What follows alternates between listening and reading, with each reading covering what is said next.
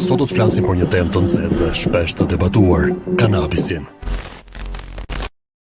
Përdorimet mjekësore deri tek ndikimi ekonomik dhe kulturor, kanabisi është bërë një pjesë e rëndësishme e shoqërisë moderne. Le të hedhim një vështrim më të thellë. Por përpara se të fillojmë, mos harroni të bëni subscribe kanalit dhe të klikoni në ikonën e zilës që të njoftoheni për videot më të reja që postojmë.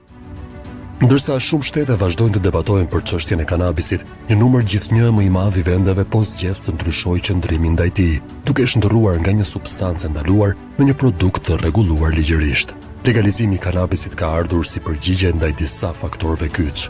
Së pari, ka një ndjenjë të zgjeruar se lufta kundër drogës, veçanërisht kanabisit, ka dështuar në shumë aspekte.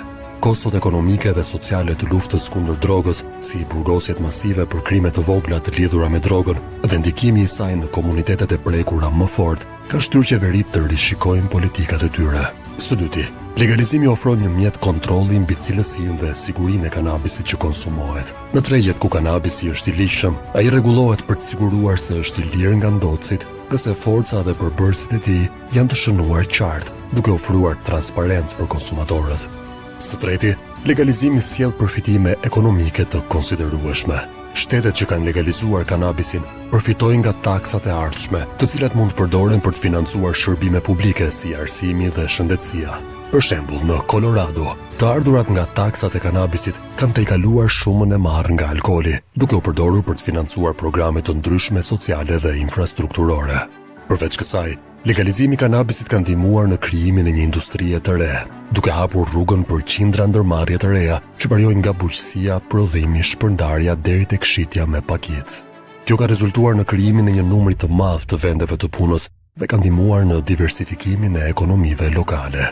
Megjithatë, edhe pse përparimet janë të dukshme, legalizimi i kanabisit vjen me sfidat e tij. Çështje si rregullimi i konsumit në publik, menaxhimi i ndikimit në të rinjt dhe balancimi i nevojës për siguri me liritë personale janë ende në diskutim. Në fund të fundit, ndërsa një numër gjithnjë më i madh i vendeve zgjedh të legalizojë kanabisin, është e rëndësishme që të gjitha palët e interesuara të marrin pjesë në formimin e një tregu të përgjegjshëm dhe të qëndrueshëm. Përdorimi i kanabisit në mjeksi është një fushë që ka tërhequr shumë vëmendje dhe investime kërkimore në dekadat e fundit. Pavarësisht stigmës që mund të rrethojë kanabisin si substancë, provat shkencore për efektet mjekësore janë të qarta dhe në rritje. Kanabisi përmban disa komponentë aktiv të njohur si kanabinoide, ku më të njohurit janë tetrahidrokanabinoli THC dhe kanabidioli CBD. THC është i njohur për efektet e tij psikoaktive, ndërsa CBD është vlerësuar për efektet e tij qetësuese dhe antiinflamatore. Një nga përdorimet kryesore të kanabisit në mjeksi është në trajtimin e dhimbjeve kronike. Studimet kanë treguar se kanabinoide të caktuara mund të ndihmojnë në uljen e dhimbjeve të forta, duke ndërhyrë në sinjale të caktuara nervore, duke ofruar një alternativë për njerëzit që mund të jenë të ndjeshëm ndaj efekteve anësore të medikamenteve opioide. Përveç trajtimit të dhimbjeve, kanabisi është përdorur gjithashtu për të lehtësuar simptomat e sklerozës, duke përmirësuar dhe reduktuar spazmat muskulore. Në të tjera raste, ekstraktet e kanabisit janë përdorur për të trajtuar simptomat e sëmundjes së Parkinsonit dhe për të reduktuar frekuencën dhe intensitetin e krizave në pacientët me epilepsi. Ndër përdorimet më të reja dhe emocionuese është roli i kanabisit në trajtimin e simptomave të vjellave dhe të përzierave të shkaktuara nga kimioterapia. Kanabidioli veçanërisht ka treguar premtim në reduktimin e këtyre simptomave pa efektet anësore që vijnë me të tjera medikamente antiemetike. Në fushën e psikiatrisë, CBD po studiohet për potencialin e tij në trajtimin e çrregullimeve të ankthit dhe depresionit. Pavarësisht nevojës për më shumë hulumtime, përdoruesit e kanabisit mjekësor raportojnë një ndjenjë të përmirësimit të mirëqenies dhe uljes së simptomave të ankthit.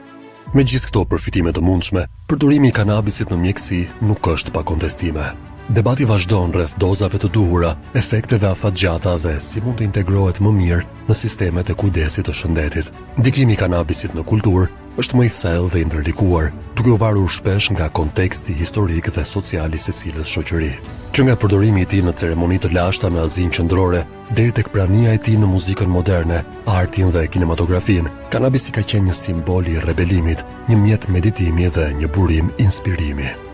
Në muzikë, kanabisi ka qenë një temë e rëndësishme në zhanret e reggae, jazz dhe rock. Figura ikonike si Bob Marley kanë përdorur kanabisin jo vetëm si një element të jetës personale, por edhe si një mjet për të shprehur liri dhe rezistencë ndaj opresionit. Këngët e Marley si Kaya dhe Easy Skanking janë oda për efektet qetësuese të kanabisit dhe kanë ndihmuar në formësimin e një imazhi pozitiv të kanabisit në kulturën pop. Në kinematografi, kanabisi ka shërbyer si një element qendror në shumë filma të njohur, të tilla si Cheech and Chong's Up in Smoke dhe Pineapple Express. Këto vepra kanë portretizuar përdorimin e kanabisit në një dritë komike dhe janë bërë pjesë e kulturës së popularizuar, duke ndikuar në perceptimin e publikut dhe duke debatuar rreth legalizimit dhe normalizimit të tij. Ndërkohë, në artin vizual, artistët kanë përdorur kanabisin si një mjet për të eksploruar perceptimin dhe për të sfiduar normat shoqërore. Vepra të tilla të artistit amerikan Fred Tomazelli, të cilat përdorin bimë të vërteta të kanabisit, sfidojnë kufitë e artit tradicional dhe diskutojnë mbi natyrën e ndalimit dhe të lirisë personale. Ndërsa kanabisi ka qenë i lidhur tradicionalisht me subkultura dhe lëvizje margjinale, legalizimi dhe normalizimi i tij në shumë vende kanë çuar në një ndryshim të perceptimit të tij. Sot, kanabisi është gjithnjë më shumë i pranuar në sfera më të gjera shoqërore, duke u bërë pjesë e bisedave mbi shëndetin mendor, mirëqenien dhe stilin e jetesës së qëndrueshme. Përkundër këtyre ndryshimeve, debati mbi rolin kulturor të kanabisit vazhdon të jetë i ngarkuar dhe i ndarë. Ndërsa disa e shohin atë si një simbol të lirisë dhe një mjet për shprehje personale, të tjerët vazhdojnë të shqetësohen mbi potencialin e tij për keqpërdorim dhe ndikim në të rinjt. Këto debate reflektojnë tensionet në shoqëri rreth autonomisë personale dhe rregullimit shoqëror. Në tregjet ku kanabisi është i ligjshëm, ka lindur një treg i ri me konkurrencë të lartë që kërkon inovacion dhe përshtatje të vazhdueshme. Ndërmarrjet që operojnë në këtë industri përballen me sfida unike, duke përfshirë rregullore të ndryshueshme, nevojën për transparencë të lartë dhe sfidat në marrjen e shërbimeve bankare tradicionale për shkak të ligjeve federale në disa vende si SBA. Investitorët po vëzhgojnë me kujdes rritjen e industrisë së kanabisit dhe po eksplorojnë mundësitë për të hyrë në një treg global që vlerësohet të kapë shifra miliarda dollar. Megjithse pasiguritë ligjore mbeten, legalizimi në shumë pjesë të botës po hap dyert për një ekspansion të madh ekonomik dhe ndërkombëtar të tregut të kanabisit. Përmbledhur, ndikimi ekonomik i kanabisit është i thellë dhe i ndërlikuar dhe vazhdon të ofrojë mundësi si dhe sfida për shoqëritë që zgjedhin të integrojnë këtë bimë në ekonominë e tyre. Si çdo industri e re, rregullimi dhe përshtatja do të jenë kyçe për të siguruar që zhvillimi i kësaj industrie të jetë i qëndrueshëm dhe i përfitueshëm për të gjithë. Kultivimi i kanabisit sjell një sër sfidash dhe mundësish mjedisore që duhen konsideruar në debatin për rritjen dhe normalizimin e tij. Për shkak të natyrës së tij të kërkuar, kanabisi mund të jetë një kulturë që konsumon shumë burime, por me praktika të duhura bujqësore mund të jetë një industri relativisht e qëndrueshme. Kanabisi është një bimë që kërkon shumë ujë, veçanërisht në fazat e hershme të rritjes. Në rajone me ujë të kufizuar, kjo mund të krijojë presion në burimet natyrore dhe të çojë në konflikte midis bujqve të kanabisit dhe përdoruesve të tjerë të ujit. Gjithashtu, kultivimi i brendshëm i kanabisit mund konsumojë sasi të mëdha energjie për ndriçim, ventilim dhe kontroll të temperaturës, duke rritur kështu emetimet e gazrave serë.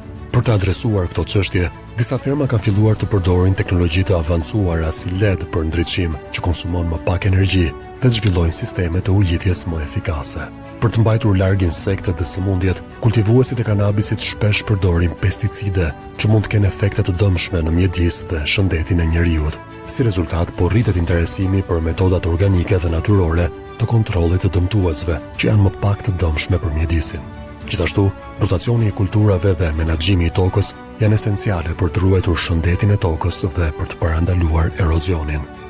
Në përgjigje të këtyre sfidave, disa prodhues të kanabisit po adoptojnë praktika të qëndrueshme bujqësore që përfshin përdorimin e energjisë rinovueshme, kompostimin dhe menaxhimin e ujit. Certifikatat si organic ose sustainable po bëhen më të zakonshme, që tregojnë përpjekjet e prodhuesve për të minimizuar ndikimin mjedisor dhe për të ofruar produkte më të sigurta për konsumatorët. Me zgjerimin e legalizimit, fermerët po eksplorojnë gjithashtu rritjen e llojeve të ndryshme të kanabisit për të përmbushur kërkesat e ndryshme të tregut, duke përfshirë llojet me përqindje të larta CBD, që përdoren kryesisht për qëllime mjekësore. Ky diversifikim i kulturave ndihmon në stabilizimin e tregut dhe në ofrimin e produkteve të ndryshme për konsumatorë të ndryshëm. Kanabisi mbetet një temë komplekse me shumë dimensione. Nëse legalizimi vazhdon të përhapet, do të jetë thelbësore të kuptojmë efektet e plota, mjekësore, sociale, ekonomike dhe mjedisore. Na ndiqni për më shumë analiza dhe diskutime të thella. Mos harroni të abonoheni dhe të klikoni zilen për videot e ardhshme.